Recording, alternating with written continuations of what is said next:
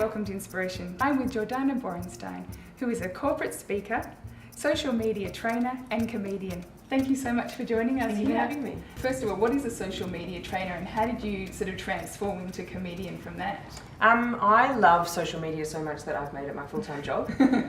So I have worked in the media for 10 years, started my career as a journalist, and I did social media throughout my previous roles in the capacity of working online and as a journalist and photographer. And then I just sort of reached a point where I just realised that everything that I did professionally and personally that made me the most passionate was social media related. So I realised also with my comedy that I started to just write Facebook jokes and Instagram jokes and Facebook jokes and more Facebook jokes and Twitter jokes, and I just kind of thought, I'm just going to focus on this solely because it's what I love.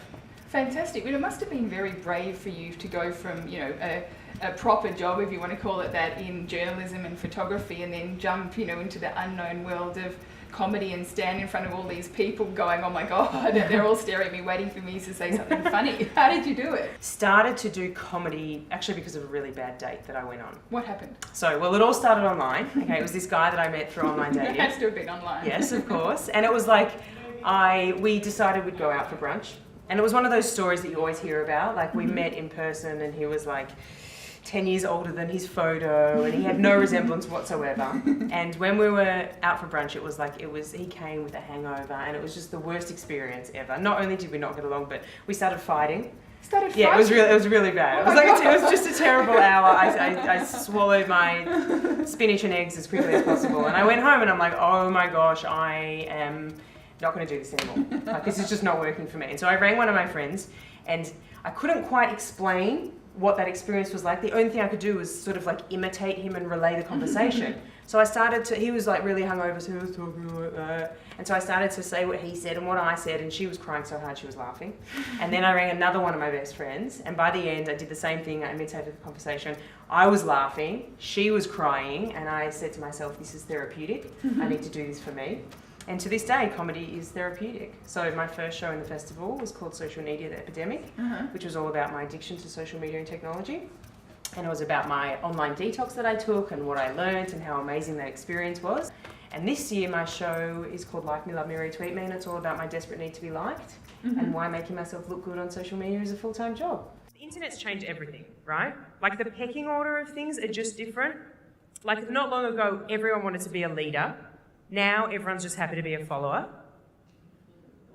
These days it's better to join a trend online than set a trend in the real world. And the nerds are the powerful ones. Like, we put such massive dorks like Mark Zuckerberg on such high pedestals that I honestly don't even know which guys are hot anymore. I'm like, yeah, I see Brad Pitt over there with his shirt off. He looks good, but check out that skinny pale guy in the corner building a new app. Oh. I can imagine what he can do with his JavaScript. Fantastic. And do you think that you're a born comedian, or is it something that you learn? Like, what about someone out there thinking, maybe they're bored they're sitting at their desk job and they would like to try and they always thought they were funny, or their class clown, or their grandma's always said you're very funny. Like, is it something you can learn? Or? I think you can. I definitely think you can.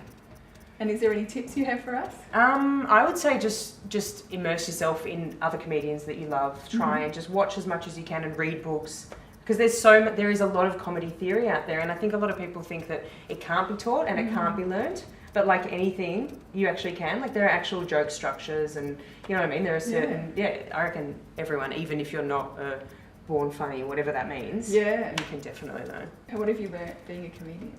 Well, I've become more brave through the process. The more you get up on stage, the more you realise you can actually get through scenarios which you think you might not be able to because of fear. For me, a lot of it is about breathing. Okay. It's a lot about breathing, and if you can actually control your body physiologically, then you just can calm yourself. Okay. So if I can get on top of my breathing, then I can calm the whole scenario down. That's an interesting tip. Like, for anyone that has a big meeting or something to talk about.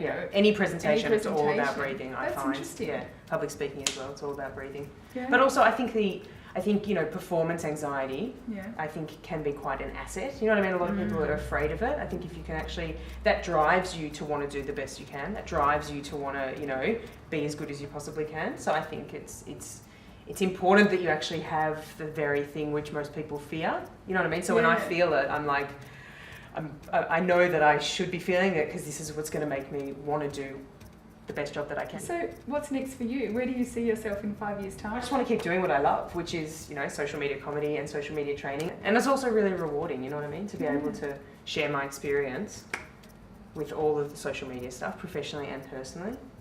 Yeah. Seems like you've got a great future ahead. Thank you. I'm single, but I have my phone on me 24/7, so I never feel alone. I even sleep with it. Not joking. Do you know, last week I thought I lost it and I had a meltdown.